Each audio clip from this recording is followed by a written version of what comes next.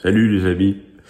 Bon, je sais, c'est un moment important pour moi, c'est un moment important pour vous, un grand moment d'émotion que nous allons partager ensemble, puisque c'est officiellement le retour des pronos de Pierrot.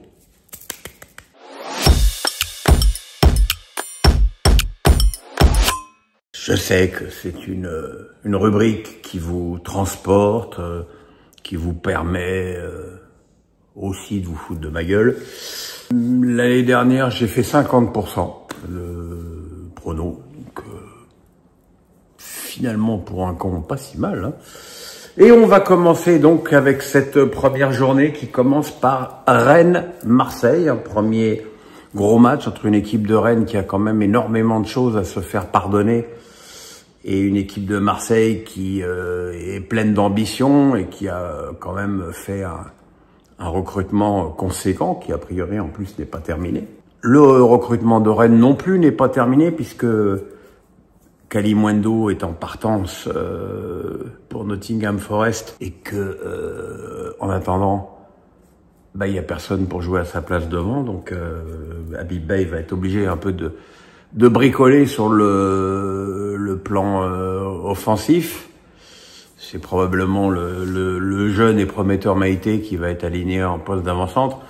Mais c'est vrai qu'avec une ligne d'attaque de ce genre, j'ai du mal à imaginer Rennes pouvoir marquer énormément. Je pense en plus que Marseille va vouloir prendre le meilleur départ possible. Donc je vais pronostiquer une victoire de Marseille. Samedi, le premier match de Bein, ce sera Lens-Lyon. Pierre Sage qui retrouve l'OL de Fonseca.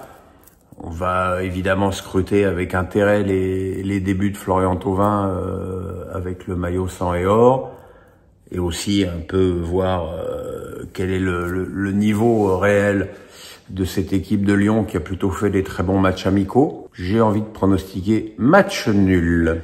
À 19h, Monaco-Le Havre, premier match déséquilibré. D'ailleurs, j'ouvre une parenthèse pour présenter mes excuses les plus sincères et plates aux supporters du Havre, puisque dans ma présentation de 20 minutes de la Ligue 1 hier, j'ai oublié de parler du Havre. Voilà, donc dans ta gueule, Pierrot. Maintenant, c'est vrai que si j'ai oublié d'en parler, c'est aussi qu'il n'y a pas grand-chose à dire, hein, que c'est un club qui s'est maintenu avec une victoire inespérée et brillante à Strasbourg à la dernière seconde des arrêts de jeu de la dernière journée.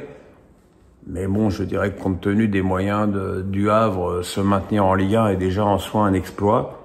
Exploit qu'ils vont essayer de renouveler cette saison. Bon, on sait que dans cette Ligue 1, il y a beaucoup d'équipes très faible. Le Havre va essayer d'être un petit peu moins faible que les autres. Mais bon, débuter à Monaco, c'est compliqué. Je ne peux pas pronostiquer autre chose qu'une victoire de Monaco. À 21h, le match qui fait vraiment rêver tout le monde, Nice-Toulouse.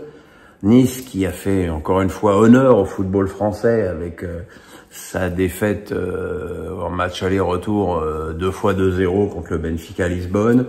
Un recrutement inexistant pour l'instant, hein, c'est juste Abdou Samed qui arrive, mais bon, est-ce que c'est un renfort pour cette équipe de Nice? Permettez-moi d'en douter.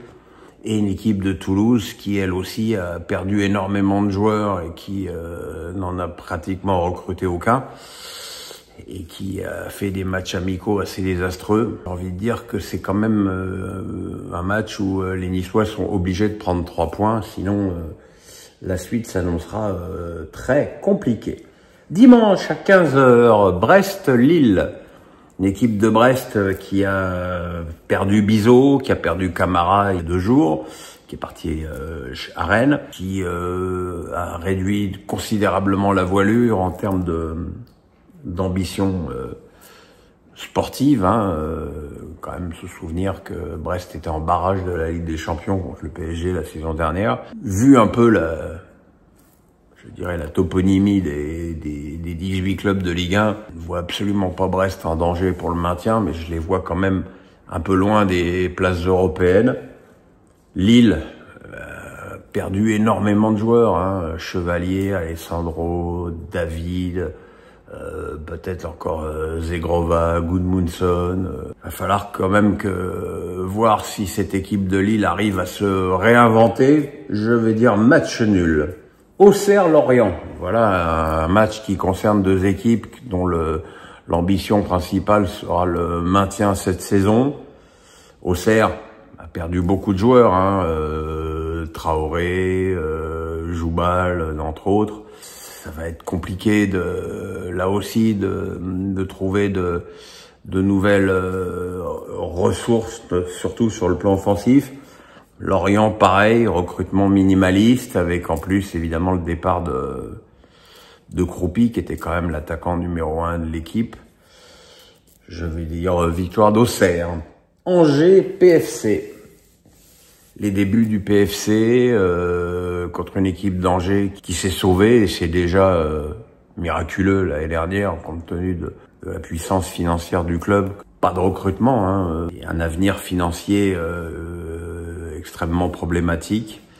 Voilà, donc le PFC évidemment arrive avec des ambitions bien supérieures, peut-être aussi un recrutement encore incomplet, mais je pense que le PFC peut commencer son aventure en Ligue 1 par une victoire à Angers.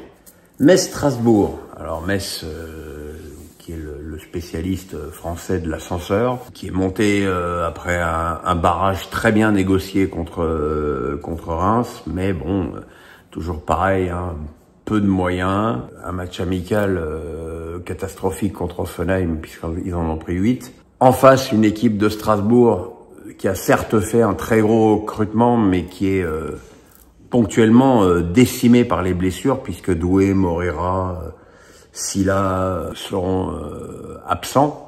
En plus, c'est un derby, donc j'imagine que c'est un match où les Messins vont donner tout ce qu'ils ont dans le ventre. Je vais pronostiquer match nul. Et enfin, Nantes-PSG, qui sera le premier prime time de Ligue 1+, le dimanche soir, entre une équipe de Nantes qui change de monde, hein. On est passé de Comboiré, l'expérience et la solidité défensive, à Castro qui veut lancer des jeunes et jouer au foot, ce qui est très louable en soi. Maintenant, il va falloir voir ce que ça donne réellement sur le terrain. Le PSG qui va donc jouer qui se retrouve finalement dans une situation assez analogue à celle qu'elle a vécue en Supercoupe contre Tottenham. Bon, contre Tottenham, ça faisait 6 jours qu'ils avaient repris l'entraînement, là ça fait 9. Sauf qu'ils ont en plus disputé ce match, cette finale de Coupe d'Europe, qui est quand même a été dépensière tant sur le plan physique qu'en termes d'énergie émotionnelle. J'imagine que Luis Enrique va faire considérablement tourner son effectif. Mais bon, je pense malgré tout que même avec une équipe B, le PSG devrait l'emporter à la Beaujoire pour ce match d'ouverture. Voilà, mes amis, eh ben écoutez, on se retrouve dès ce soir pour un débrief de Rennes-Marseille, hein, première journée, donc dispositif un petit peu spécial, puisque vous le savez, d'ordinaire, je ne fais pas de vidéo pour le match du vendredi, sauf événement colossal. Donc voilà, donc on se retrouve dès ce soir pour Rennes-Marseille. À tout à l'heure, les pouces, la cloche, on s'abonne, bye bye.